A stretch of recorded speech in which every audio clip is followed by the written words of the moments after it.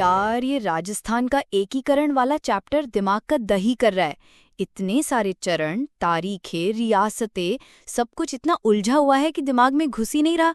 और exam sir पर है, क्या करूँ, सब कुछ गड़मड़ हो रहा है। अरे वाह, तू तो वही गलती कर रही है जो मैंने पहले की थी। राजस्थान का एकीकरण कोई बोरिंग टॉपिक नहीं है यार। ये तो भारत की सबसे रोमांचक कहानियों में से एक है। चिल यार, तू इसे इतिहास की किताब की तरह क्यों पढ़ रही है? देख, ये टॉपिक मूवी या वेब सीरीज की तरह है।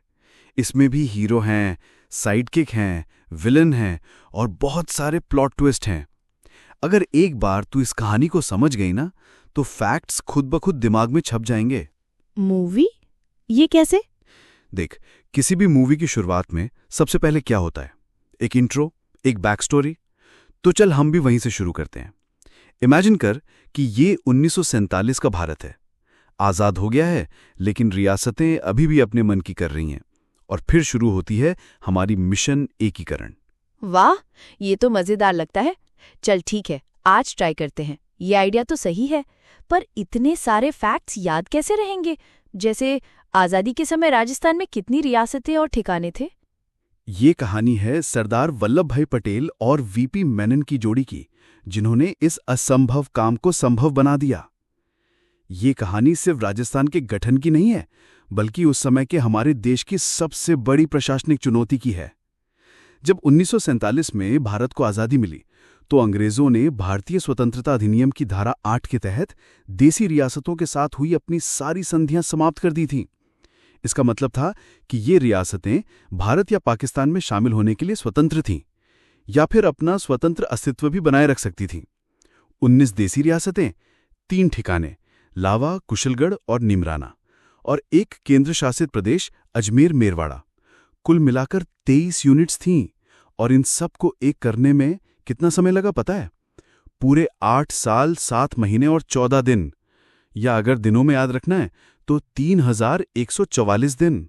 यार, हम तो यहाँ एक नया तरीका ढूंढ रहे हैं पढ़ने का। अगर तुमको ये तरीका पसंद आए ना, तो बस एक छोटा सा काम कर देना।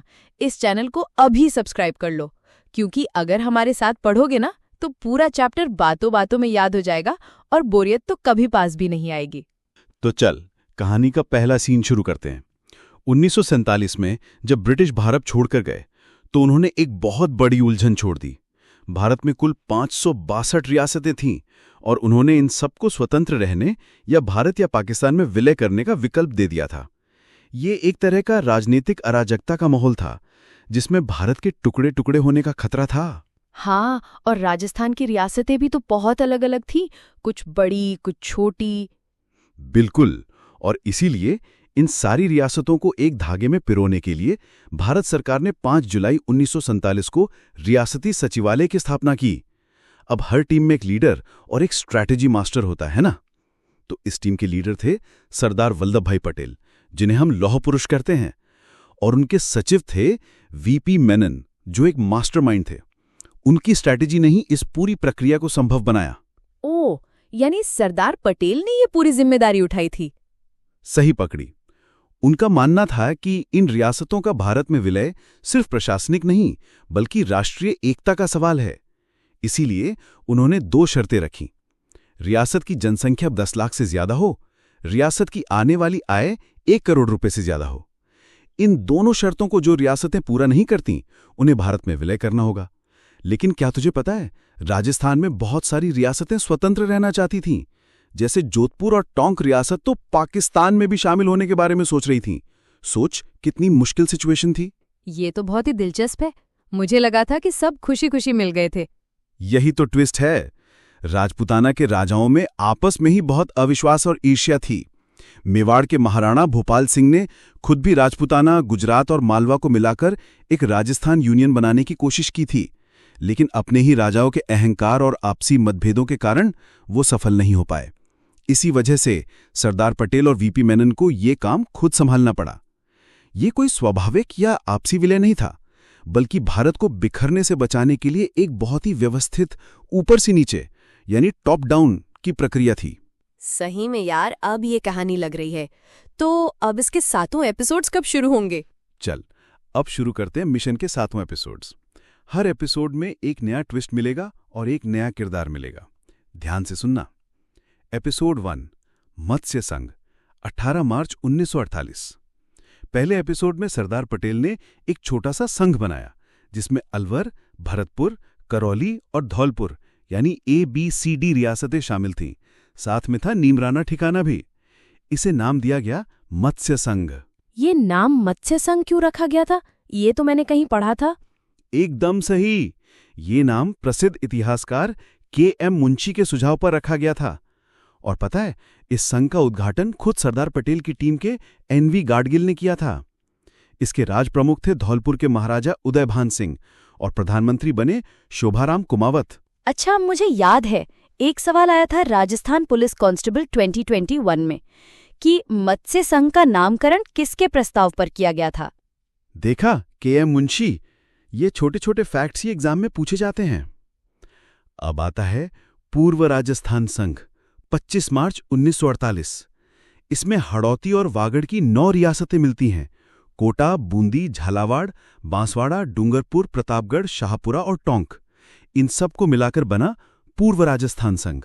रियासतें एक साथ? ये तो बहुत बड़ा काम था। हाँ, और बांसवाड़ा के शासक चंद्रवीर सिंह ने तो इस विलय पत्र पर दस्तखत करते हुए कहा था कि मैं अपने डेथ वारंट पर हस्ताक्षर कर रहा हूं।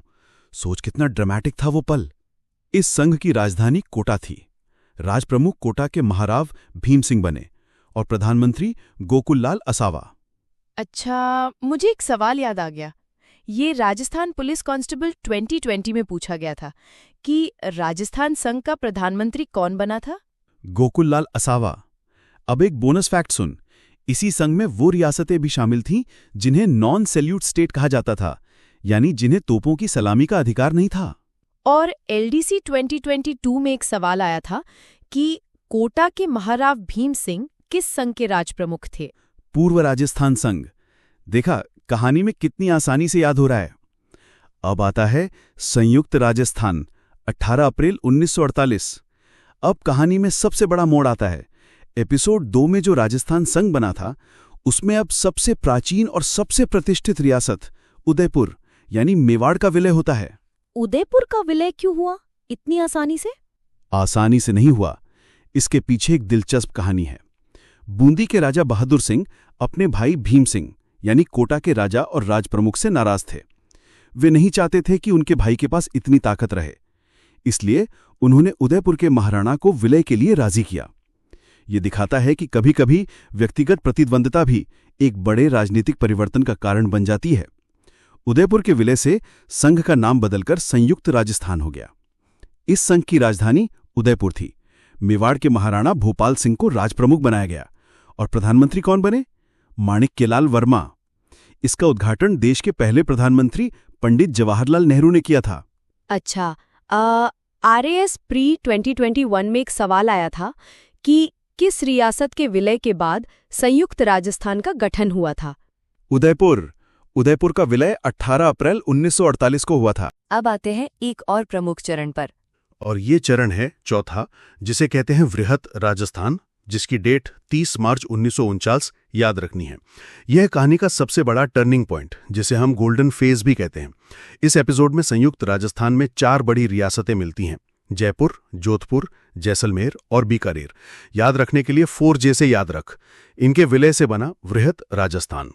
ये तो बहुत बड़ी रियासतें थीं। राजधानी किसको बनाया गया होगा? यही तो सबसे बड़ा झगड़ा था। हर कोई अपनी राजधानी चाहता था। इस समस्या को सुलझाने के लिए P सत्यनारायण राव समिति का गठन किया गया, जिसने जयपुर को राजधानी बनाने की सिफारिश की। लेकिन सबको खुश करने के लिए दूसरे विभागों का बंटवारा भी किया गया। ये विभागों वाला सवाल तो एग्जाम में बहुत आता है। RSM SSB पटवारी 2021 में पूछा था कि राजस्थान का कौन सा विभाग कृषि विभाग को समर्पित किया गया था? भरतपुर को। और सुन, न्याय विभाग जोधपुर को, शिक्षा विभाग बीकानेर को, खनिज विभाग उदयपुर को और वन विभाग कोटा को दिया गया था। ये सब अलग अलग एग्जाम में पूछे गए हैं। इसका उद्घाटन खुद सरदार वल्लभभाई पटेल ने किया था। इस संघ के महाराज प्रमुख भोपाल सिंह और राज प्रमुख मान सिंह द्वितीय बने थे। मुख्यमंत्री बने थे हीरालाल शास्त्री। यार, ये सारे फैक्ट्स और उनके लिंक्स याद रखना बहुत मुश्किल है। इसीलिए मैं कहता हूं कि पढ़ाई को स्मार्ट तरीके से करना चाहिए।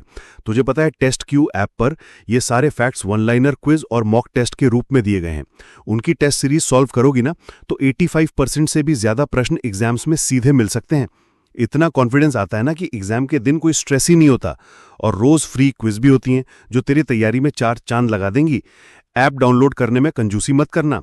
अच्छा, अब आते हैं हम एपिसोड 5 पर, जिसका नाम पड़ा संयुक्त वृहत राजस्थान।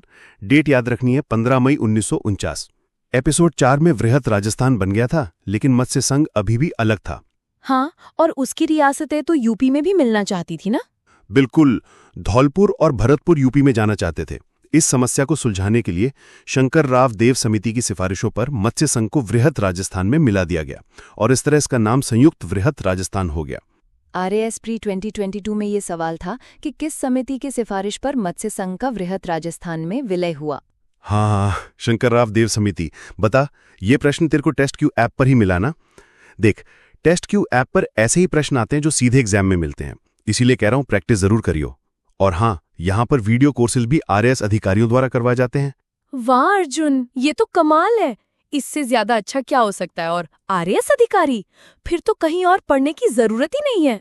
हाँ, यहाँ पर टेस्ट क्यू टीम की बेस्ट फैकल्टी के द्वारा फाउंडेशन कोर्सेज भी उपलब्ध हैं। इनकी वैलिडिटी पूरी 2 साल है। आप किसी भी टीचर का कोर्स ले लो और अपने एग्जाम के सिलेबस के अकॉर्डिंग उनमें से स्टडी करो। और सबसे अच्छी बात, आपको घर बैठे यहाँ पर ऑफलाइन क्लास वाला एक्सपीरियंस मिलेगा। वाह अर्जुन, मैं तो आज ही सारे कोर्सेज ले लेती हूँ। और अब आते हैं एकीकरण के छठे चरण पर, यानी एपिसोड 6। नाम राजस्थान, संघ। डेट याद रखनी है 26 जनवरी 1950। अब आ गया वो दिन जब हमारे प्रदेश को उसका नाम मिला। 26 जनवरी 1950 को, जिस दिन भारत गणतंत्र बना, संयुक्त वृहत राजस्थान का नाम बदलकर राजस्थान कर दिया गया। पर सिरोही का क्या हुआ? वो तो अभी तक मिला नहीं था। यही तो कहानी का आखिरी ड्रामा है। सिरोही का विलय 2 चरणों में हुआ था। पहले चरण में 26 जनवरी 1950 को आबू देलवाड़ा को छोड़कर बाकी सिरोही को राजस्थान में मिलाया गया। पटेल चाहते थे कि आबू देलवाड़ा गुजरात का हिस्सा बने। इस पर पटेल ने एक विवादास्पद बयान भी दिया था।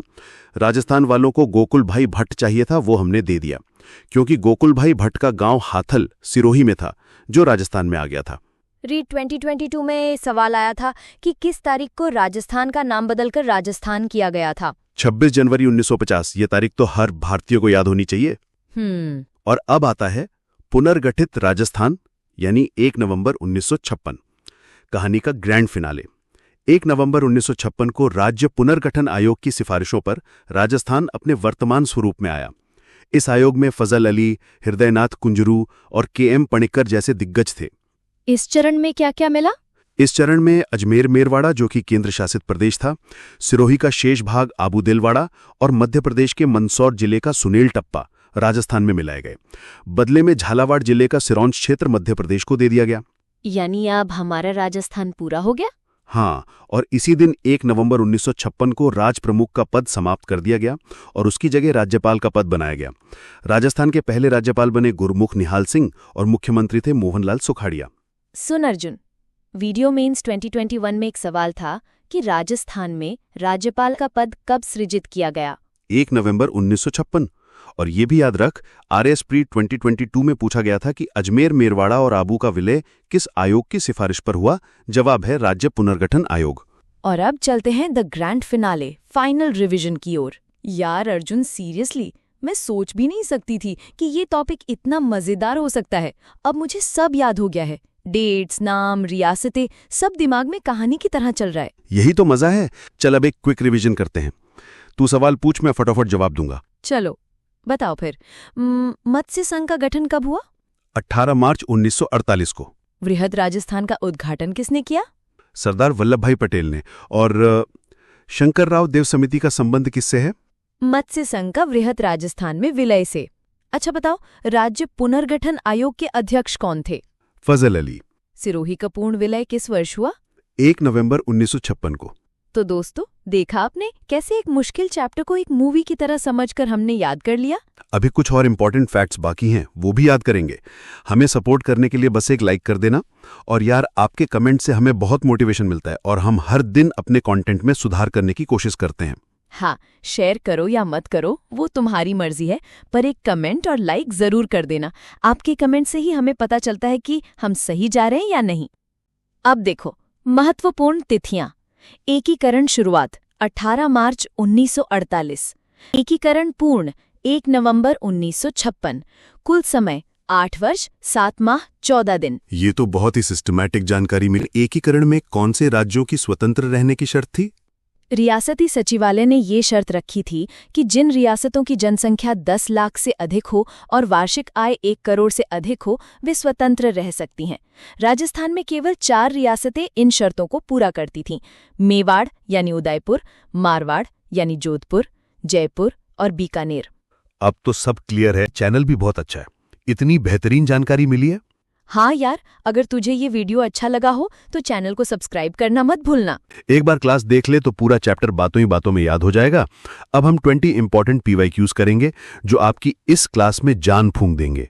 हाँ, चल अब कुछ और प्रीवियस ईयर प्रश्न देखते हैं जो तेरी एग्जाम में काम आएंगे।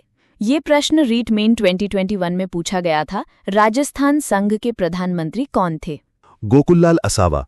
अरे हाँ, गोकुललाल असावा के बारे में बताओ। गोकुललाल असावा राजस्थान संघ दूसरे चरण के प्रधानमंत्री थे। वे एक अनुभवी राजनेता थे। एक प्रश्न हाईकोर्ट ग्रुप डी 2022 में पूछा गया था कि एकीकरण के किस चरण में कुशलगढ़ ठिकाने का विलय हुआ? द्वितीय चरण में राजस्थान संघ में। कुशलगढ़ ठिकाना कहाँ था? कुशलगढ़ बांसवाड़ा के क्षेत्र में स्थित था और दूसरे चरण में बांसवाड़ा रियासत के साथ पूर्व राजस्थान संघ में मिला दिया गया था। ये राजस्थान का सबसे बड़ा ठिकाना था। अब नेक्स्ट, ये प्रश्न वीडियो 2021 में पूछा गया था कि फजल अली की सिफारिशों के आधार पर कौन सा क्षेत्र राजस्थान में मिलाया गया? बताओ उत्तर। आबू एवं देलवाड़ा। RPSC फर्स्ट ग्रेड 2020 में पूछा गया था कि राजस्थान का एकीकरण कितने चरणों में पूर्ण हुआ? 7 चरणों में। पुलिस कांस्टेबल 8 नवंबर 2020 में पूछा गया था कि राजस्थान एकीकरण के समय कौन सा प्रदेश केंद्र शासित प्रदेश था? अजमेर मेरवाड़ा। अब अजमेर मेरवाड़ा के बारे में और बताओ। बहुत अच्छा। अजमेर मेरवाड़ा भारत की आजादी के समय एक केंद्र शासित प्रदेश था जो सीधे अंग्रेजों के नियंत्रण में था। ये चीफ कमिश्नरी क्षेत्र था। 1956 में इसे राजस्थान का 26वां जिला बनाया गया था। ये प्रश्न CET 2022 में पूछा गया था कि मत्स्य संघ का उपराज प्रमुख कौन था? तेज सिंह अलवर। ये प्रश्न RPSC सेकंड ग्रेड 2024 में पूछा गया था कि राजस्थान के प्रथम राज्यपाल कौन थे? सरदार गुरुमुख निहाल सिंह। हाँ, चलो अब गुरुमुख निहाल सिंह के बारे में बताओ। सरदार गुरुमुख निहाल सिंह को 1 नवंबर 1956 को राजस्थान का पहला राज्यपाल बनाया गया था। 7वें संविधान संशोधन के द्वारा राज प्रमुख का पद समाप्त करके राज्यपाल पद का सृजन हुआ था। अब थोड़ा सा एकीकरण के बाद का राजस्थान देखें क्या? हाँ, डेफिनेटली। ये भी एग्जाम के लिए वेरी इंपॉर्टेंट है। एकीकरण पूरा होने के बाद राजस्थान में कुल 26 जिले थे। बाद में नए जिले भी बनते गए। एकीकरण के बाद बने जिलों के बारे में बताइए। तो 27वां जिला धौलपुर 15 अप्रैल 1982 को बना। 28वां जिला बारां को 10 अप्रैल 1991 में बनाया गया। 29वां जिला दौसा 10 अप्रैल 1991 को बना और 30वां जिला राजसमंद को 10 अप्रैल 1991 को बनाया गया। एक प्रश्न आया था अर्जुन, पटवारी 2022 में पूछा गया था कि एकीकरण पूर्ण होने के समय राजस्थान में कितने जिले थे? 26 जिले। वाह, अब तो मुझे राजस्थान का एकीकरण पूरी तरह से समझ में आ गया है। हाँ यार, और देख अब तुझे पता है कि ये कोई सूखा टॉपिक नहीं है। ये तो भारत के इतिहास की सबसे रोमांचक कहानियों में से एक है। अब लगे हाथ हम एकीकरण के नायक भी देख लेते हैं। हाँ जरूर, इनको कैसे भूल सकते हैं। तो देखो, सरदार वल्लभ भाई पटेल भारत के लौह पुरुष, जिन्होंने 562 रियासतों को भारत में मिलाया। उन्हें भारत का बिस्मार्क भी कहा जाता है। टारगेट VP मेनन, पटेल के राइट हैंड और रियासती विभाग के सचिव। महाराणा भूपाल सिंह, मेवाड़ के शासक जो राजस्थान यूनियन बनाने वाले पहले व्यक्ति थे। हीरालाल शास्त्री, राजस्थान के पहले मुख्यमंत्री। माणिक्यलाल वर्मा, संयुक्त राजस्थान के प्रधानमंत्री और मेवाड़ प्रजामंडल के संस्थापक।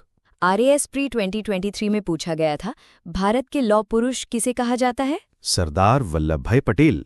अर्जुन, अब मैं समझ गई हूँ कि राजस्थान का एकीकरण कैसे एक छोटे से मत्स्य संघ से शुरू होकर आज के राजस्थान तक का सफर है। ये वाकई में कमाल की कहानी है। बिल्कुल। और देख, ये केवल राजनीतिक एकीकरण नहीं था, ये सांस्कृतिक एकता, आर्थिक विकास और सामाजिक सुधार की कहानी भी है। आज राजस्थान भारत का सबसे बड़ा राज्य है क्षेत्रफल के हिसाब से, और इसकी समृद्ध विरासत पूरी दुनिया को आकर्षित करती है। हाँ, और टेस्ट क्यू ऐप से जो प्रैक्टिस की है उससे तो मेरा कॉन्फिडेंस और भी बढ़ गया है।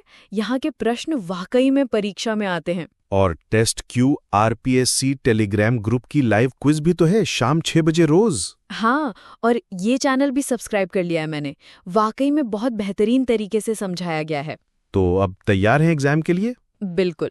अब राजस्थान का एकीकरण मेरे लिए एक इंटरेस्टिंग स्टोरी बन गया है, बोरिंग टॉपिक नहीं। थैंक्स यार अर्जुन। अरे यार, ये तो मेरी खुशी की बात है।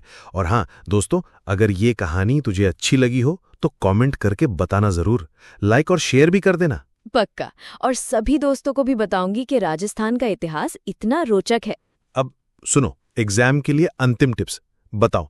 एकीकरण का समय 18 मार्च 1948 से 1 नवंबर 1956 तक, 8 वर्ष 7 माह 14 दिन। कुल चरण 7 चरण। ग्रेट। और मुख्य व्यक्तित्व सरदार पटेल, VP मेनन, हीरालाल शास्त्री। 19 रियासतें प्लस 3 ठिकाने प्लस 1 केंद्र शासित प्रदेश बराबर वर्तमान राजस्थान। परफेक्ट। अब तो मैं बिल्कुल तैयार हूँ। फायर।